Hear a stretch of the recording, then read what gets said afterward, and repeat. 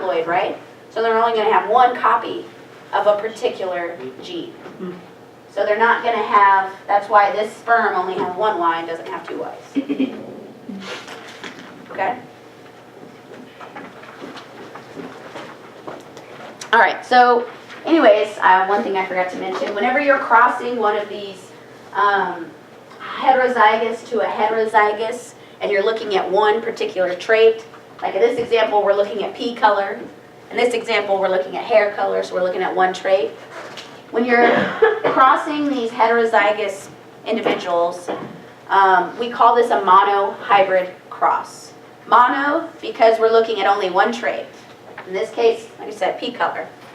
Hybrid, because you're crossing hybrids, right? A hybrid is something that's a combination of two things. So this is a hybrid of the dominant allele and the recessive allele. So that's why it's called a monohybrid cross. You're crossing hybrids that are heterozygous for one trait.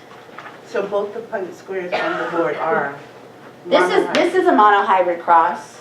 This one is not, because this is not heterozygous. This guy's homozygous dominant. Now if it was, if it looked like this, heterozygous and heterozygous, then it would be a monohybrid cross. Okay, so one thing that Mendel also discovered that has to do with, Punnett squares and all that stuff is the law of segregation. And the law of segregation, all it says is that during meiosis, two different alleles are going to separate into different gametes. So in other words, if I have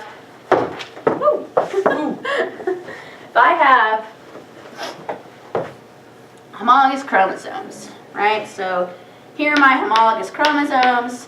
Here's one trait, one allele, and here's a different allele. We said same gene, just different versions of the gene. So during meiosis 1, what are we doing? We're separating the homologous chromosomes, right? So now this allele is in this cell, and that allele is in this cell. And then after meiosis 1, we go through meiosis 2. In meiosis 2, what are we separating? Sister chromatids, right? So you're going to have one that's there with that, the other one's that, and the other one's that. So the law of segregation, all it says is that two alleles for the same trait are going to separate into different gametes. That's all it is.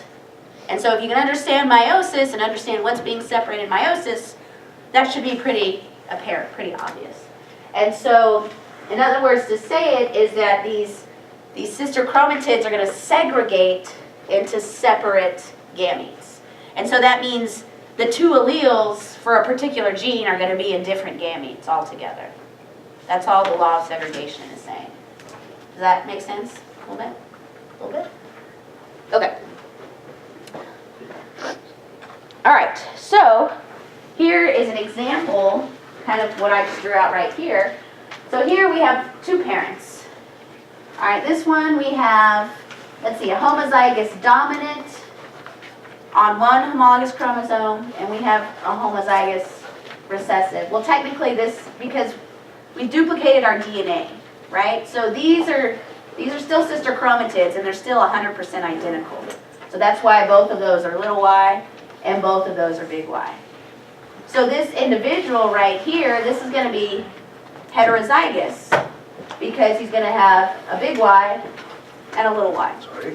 It's showing two of them because they're sister chromatids and we just made a copy. But the overall genotype of this individual is going to be big Y, little y. This individual has homologous chromosomes, and this allele is going to be a dominant allele. This one's going to also be dominant. So this guy, he's going to be homozygous dominant, whereas this parent is going to be heterozygous. But after meiosis, again, you're separating the homologous chromosomes in meiosis 1, and then meiosis 2, you're separating the individual alleles of that particular trait.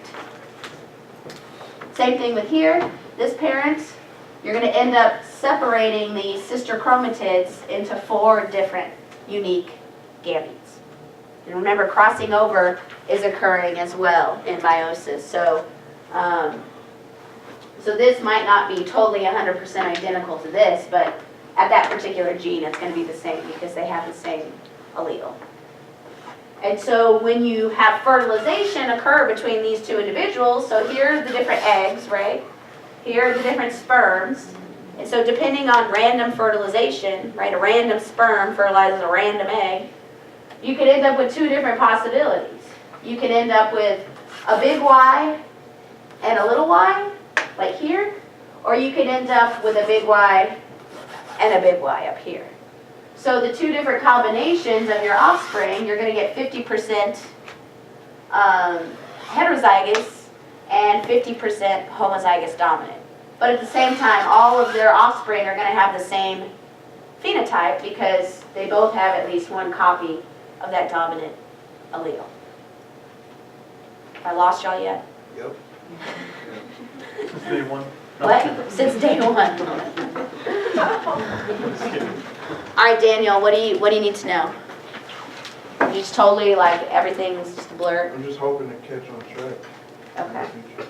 So I'm not gonna ask anything. You're not going to ask? Okay. That's one way to do it. All right. So, when we're talking about these inheritance patterns, this is also going to be relevant to disease. Because a disease, a genetic disease, is caused by a mutation in some gene. So a lot of diseases are going to have, or people who have a certain disease are going to be affected in this homozygous recessive genotype.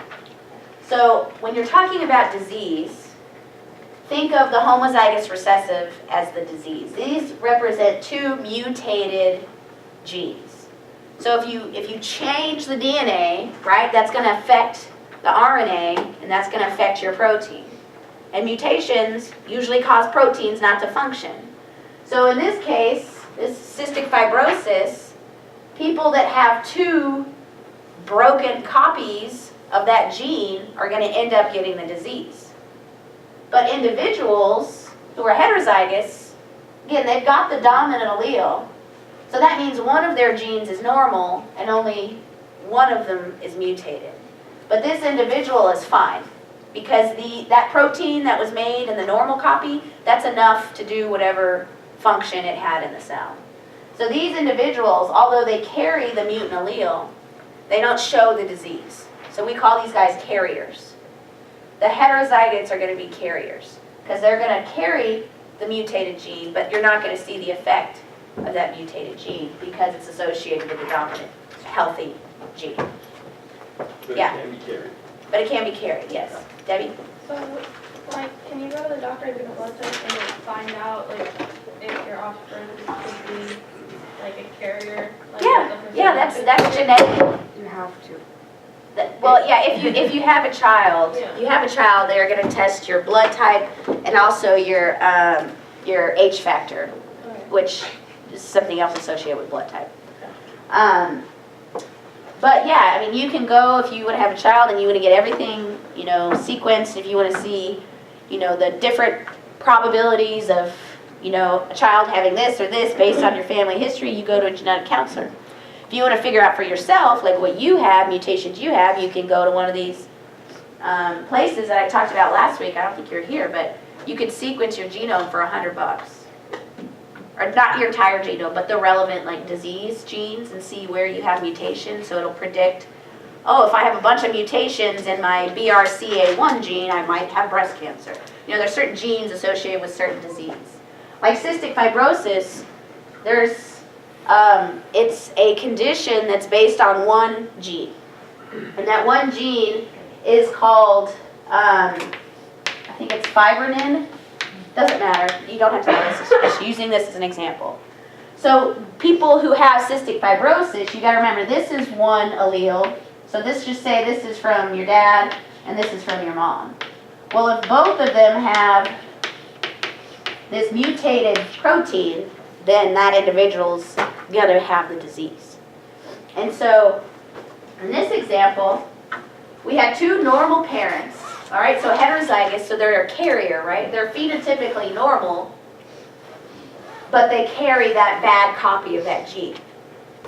So if you have mom who's heterozygous and dad who's heterozygous, that means you're going to end up with a 25% chance of having a child that has cystic fibrosis. So consider this homozygous recessive trait the disease-causing combination. But we can also say homozygous recessive is also when we're not talking about disease.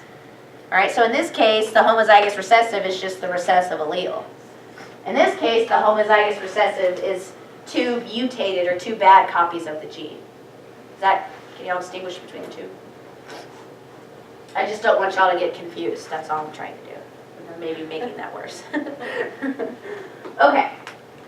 So there are other conditions just like cystic fibrosis that are, again, based on one particular gene. And so, let's see, let me think of another one. Albinoism. All right, people who have really, really, really light skin and really, really, really blonde hair, they lack pigment in their skin and in their hair, so they appear like almost like ghostly white. Well, that's a recessive disease as well, just like cystic fibrosis. So in a recessive disease, that means you have to have two bad copies of each allele to get the disease. And so here, you have to have little f, which represents the mutated or the bad genes to see the disease. Same thing with albinos. All albinos are going to have two mutant copies of whatever gene this codes for. And so again, you can have a heterozygous and you can be totally normal. You can be a carrier, but you're not actually going to show the phenotype. You're still going to appear normal. But if you have an albino and you cross it to another albino, you better believe you're getting some albino children. All right? And if you have a heterozygous times a heterozygous, you're going to have a 25% chance of having a child, just like in cystic fibrosis. So this kind of inheritance pattern can be used for several different types of genetic diseases. Now this is pretty straightforward because this is only talking about a mutant or mutation in one particular gene. Huntington's disease is another example. There's a Huntington protein, and you have to have two bad copies of that protein to get Huntington's disease. But most diseases are way more complicated than that and involve multiple different genes. So this is for what we call the simple genetic diseases that are only caused by one particular mutation in a particular gene. But anyways, this is how we can characterize these types of diseases, whether they're being inherited in a recessive manner or whether they're being inherited in a dominant manner. In this example, this is a recessively inherited disease because you have to be homozygous recessive in order to have the disease. Questions? And that's a 25% chance with every child, not just your 25%. Exactly, with overall. every child. pregnancy. Yes, yes. So yeah, if you had quadruplets, then one of them would presumably, it's all probability. That's not necessarily the rule, but like I said, if you flip a coin 100 times, it's not going to be exactly 50 heads, 50 tails, but it's going to be pretty close. So, same sort of thing. I know a family that has 3 children and they all have cystic fibrosis. Yeah, I mean, and that's kind of this example here too. They happen to have, so they had 2 kids and they were both 25%. And so the odds of that happening, of having 2 children, both with cystic fibrosis, the odds of having one child is 1 1/4, right? So 1 1/4, 1/4. And then the probability of having a second child with that's also going to be 1/4.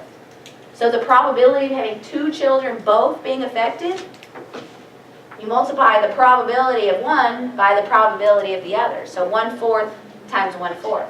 So in other words, if you have 2 children and you're carriers, there's only a 1 in 16 chance that you have 2 children both with cystic fibrosis.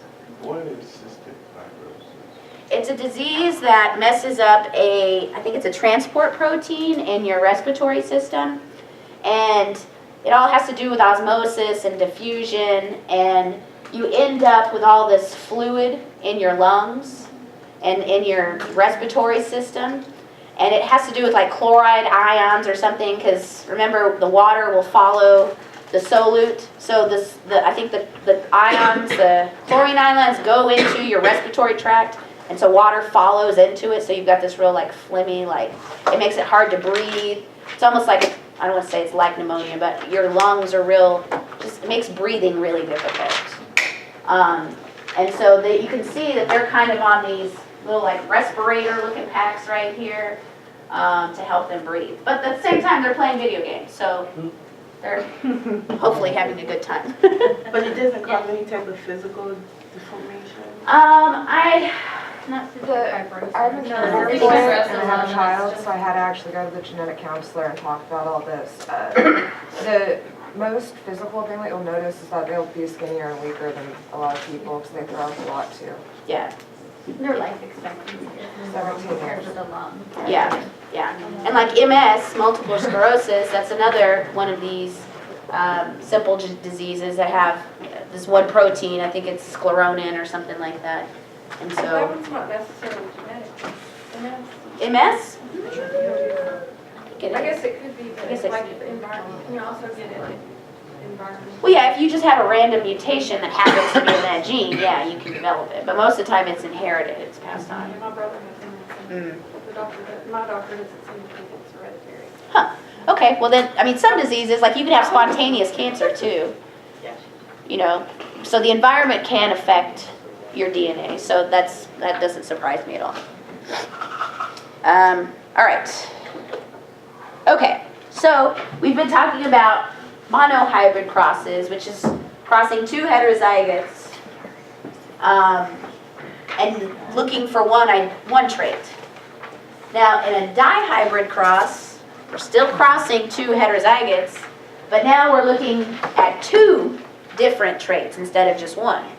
So before, in the monohybrid, we were looking just at pea color, right? It was yellow or green. In this dihybrid cross, we're looking at two different traits. We're looking at the color, and we're also looking at the shape. So in this case, yellow is dominant to green. And this round seed, or this round pea, is going to be dominant to the wrinkled. So that's kind of funny, considering most peas that we come across are green and wrinkled. So those are going to be homozygous recessive for both traits. But anyways, a dihybrid cross is still crossing heterozygotes, or still crossing parents, but you're looking at two different traits instead of one. So in this case, we have a male pea that's homozygous dominant round and homozygous dominant yellow. So we got a yellow round pea here. And we're crossing that to female that is homozygous recessive. So it's going to have green color and the wrinkled phenotype. So homozygous dominant for two traits, crossed to homozygous recessive for two traits.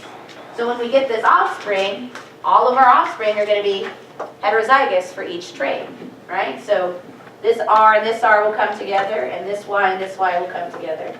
And so when you cross a homozygous dominant to a homozygous recessive, you're going to end up with all heterozygous that have one copy of the dominant allele and one copy of the recessive allele. And so just like in the monohybrid cross, we saw genotypic and phenotypic ratios. In a dihybrid cross, we're going to see another possible ratio. And so when you do a dihybrid cross, your Punnett square is going to expand by a factor of 4. So instead of having 4 squares, now you've got 16 squares. And so the idea is still the same though. You're just trying to figure out the different combinations of alleles as a result of meiosis. Remember, each allele is going to be haploid, not allele, I'm sorry, each gamete is going to be haploid, right? So one R and one Y. So all you do is you figure out the different combinations of one R and one Y. So after meiosis, you can have a gamete, in this case an egg, that has a big R and a big Y. You can also have one that has a big R and a little y. Just like you could have one that has a little r and a little y, or a little r and a big Y. So for a dihybrid cross, there's only going to be 4 different possibilities of what your gametes are going to be. But they're all genetically unique, right? So in this case, it's the same idea as the monohybrid cross. We're just adding in an extra trait. And so this individual, those are going to have those options of gametes. And so when they mate, You know, this one, you're gonna have a big R and a big R, which is gonna make it yellow. And you're gonna have a big Y and a big Y, it's gonna make this, I'm sorry, big R, which makes this round. And big Y, that makes this yellow. And so the ratio that you're gonna observe in a dihybrid cross, when you're crossing heterozygous to heterozygous, you're gonna get a 9:3 to 3:1 phenotypic ratio. So most of them are gonna show the dominant traits because the dominant alleles are the ones that are there more often. So most of them are gonna be smooth and yellow, or round and yellow. And then the least amount are gonna be the double recessive. So the least amount are gonna be wrinkled and green. And then you're gonna have other combinations in between. So you're gonna have some that are smooth, but that are gonna be green. And then others that are wrinkled that are gonna be yellow. So these two in the middle, these are kind of the, you're gonna have one dominant phenotype show and then one recessive phenotype show. And so it just uses the different combinations that are present.